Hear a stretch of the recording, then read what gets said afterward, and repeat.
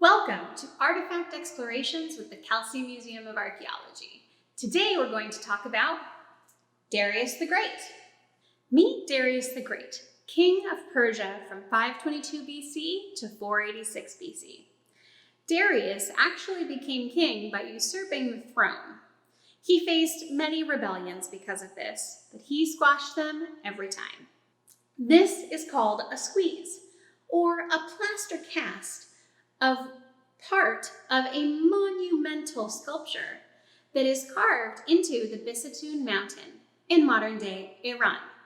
Carved 322 feet above an important trade route which connected Babylon, Elam, and Media, all of which were conquered by the Persians, this was an essential piece of propaganda.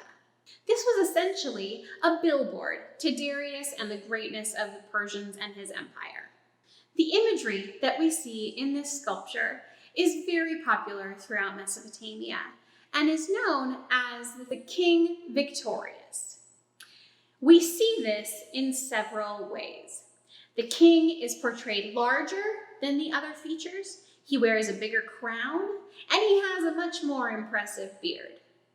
He is shown in supplication to the god. We see his hand raised, and he is literally stepping on his enemies. We can see down here, this is actually the foot of the person that he is standing on. These images of kingship are all over throughout Mesopotamia and in Egypt. We often see the king conquering his enemies, or overcoming nature, or helping his people. Imagine what it would have been like to have been traveling along this important trade route and to look up and see this huge sculpture, this huge monumental message of power staring down at you. What would it feel like? What would it feel like if you were a Persian? Maybe it would make you proud. But what if you came from one of those conquered nations? How would you feel then?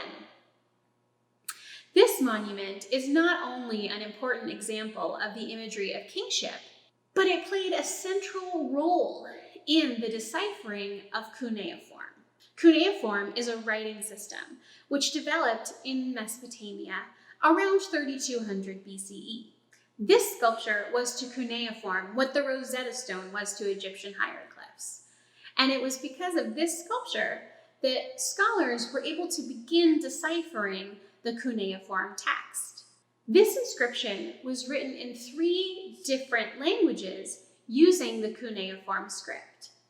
It was written in Old Persian, Elamite, and Babylonian. Scholars were able to make a breakthrough in the Old Persian language through modern Persian language, and were able to identify Darius's name and repeating phrases like King of Kings and Great Kings. It's these little steps that help scholars eventually decipher cuneiform. Now, this wasn't a one-stop shop decipherment.